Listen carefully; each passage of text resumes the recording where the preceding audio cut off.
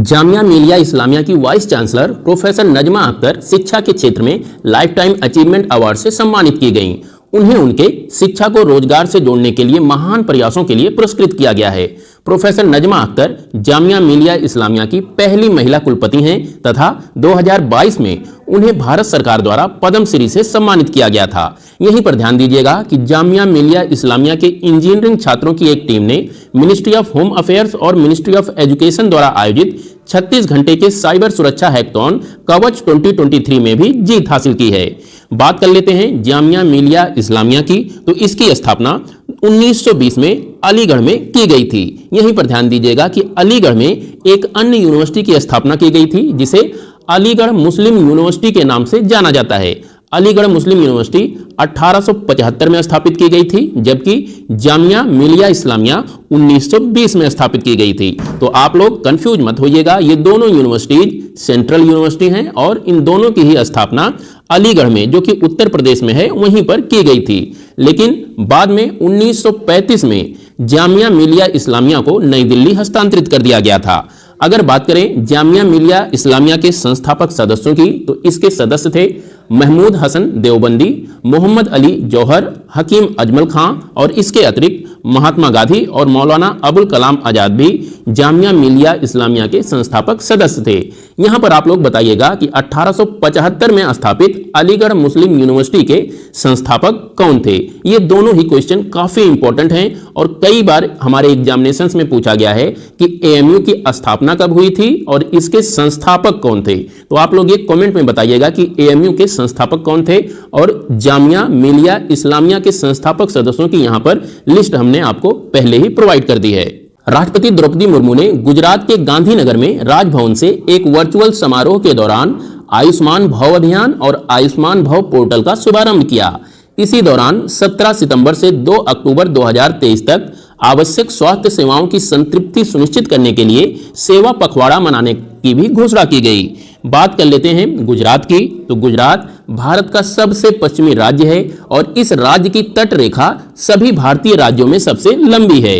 यहीं पर Indus valley civilisation की सबसे अधिक साइट्स अवस्थित हैं, इनकी संख्या 23 है और यहीं पर ही एशियाई शेरों का एकमात्र निवास अवस्थित है। एशियाई शेर गुजरात के गिर फॉरेस्ट में पाए जाते हैं। गुजरात के उत्तर में रेगिस्तानी मरुस्थल अवस्थित हैं। ये मरुस्थल रन ऑफ कच्छ के नाम से जाने जाते हैं। उत्तर में अवस्थित क्षेत्र को ग्रेट रन ऑफ कच्छ के नाम से जाना जाता है, जबकि दक्षिण में अवस्थित एक पतले और सकरे क्षेत्र को लिटिल रन ऑफ कच्छ के नाम से जाना जाता है। ये रेगिस्तानी मरुस्थल थार मरुस्थल के ही विस्तार माने जाते हैं। इन्हीं मरुस्थल में बन्नी नामक घासें पाई जाती हैं और यहीं पर ही चीर बत्ती नामक एक परिघटना भी पाई जाती है, जो अक्सर रात के समय में दिखाई देती है। यहाँ की कुछ प्रमुख नदियों की अगर बात करें, तो यहाँ की नदियों को आप समानता कोड के जरिए याद रख सकते हैं। सा से हो जाएगी साबरमती नदी, मा से माही नदी, ना से नर्मदा नदी और ता से तापी नदी। इन नदियों को आप इन्हीं क्रम में याद रखिए, उत्तर से दक्षिण के क्रम में। सबसे उत्तर में साबरमती नदी, फिर माही नदी, फिर नर्मदा नदी और फिर सबसे दक्षिण में तापी नदी अवस्थित है।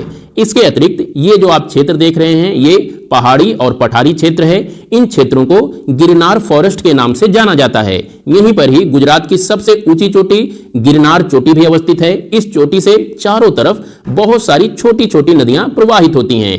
ऐसा क्षेत्र जहां एक ऊंचे स्थान से बहुत सारी नदियां चारों तरफ प्रवाहित हो रही हों, आरीह अपवाह का उदाहरण होता है। इस इमेज में भी आप समझ सकते हैं, ये एक चोटी है और इस चोटी से चारों दिशाओं में नदियां प्रवाहित हो रही हैं। तो ऐसी स्थलाकृति जहां कहीं भी पाई जाती है, ऐसी स्थलाकृति को रेडियल ड्रेनेज पैटर्न के नाम से जाना जाता है। रेडियल ड्रेनेज पैटर्न अर्थात आरीह अपवाह प्रतिरूप। मुख्यमंत्री भगवंत सिंह मान ने पंजाब के फिरोजपुर में सारागढ़ी स्मारक की आधारशिला रखी।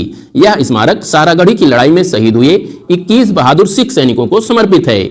सारागढ़ी की लड़ाई 12 सितंबर 1897 में लड़ी गई थी, जिसमें 36 सिख रेजिमेंट के 21 सैनिकों ने लगभग 10,000 अफगान हमलावरों के खिलाफ बहादुरी से अपनी पोस्ट का बचाव किया और आत्मसमर्पण करने से मना कर दिया था। 2019 में आई फिल्म केसरी इसी ऐतिहासिक घटना पर आधारित है। इस फिल्म में अक्षय कुमार ने मुख्य किरदार निभाया था।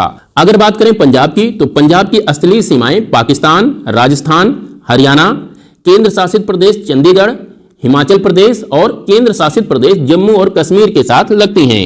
यहाँ की 3 प्रमुख नदियां हैं। इन 3 प्रमुख नदियों को आप सबेरा कोड के जरिए याद रख सकते हैं। SA से हो जाएगा सतलज नदी, BE से हो जाएगा ब्यास नदी और RA से हो जाएगी रावी नदी। इसके अतिरिक्त यहाँ हरियाणा और पंजाब के सीमा पर एक बरसाती नदी बहती है जिसे घग्गर नदी के नाम से जाना जाता है। यहीं पर ध्यान दीजिएगा कि सतलज नदी और ब्यास नदी के मध्य जो भूभाग अवस्थित है इसे बिष्ट दोआब के नाम से जाना जाता है। वहीं ब्यास नदी और रावी नदी के बीच जो भूभाग अवस्थित है इस भूभाग को बारी दोआब के नाम से जाना जाता है। तो दोस्तों ये थे आज के कुछ important current affairs with geography mapping. कल फिर मिलते हैं, तब तक के लिए नमस्कार।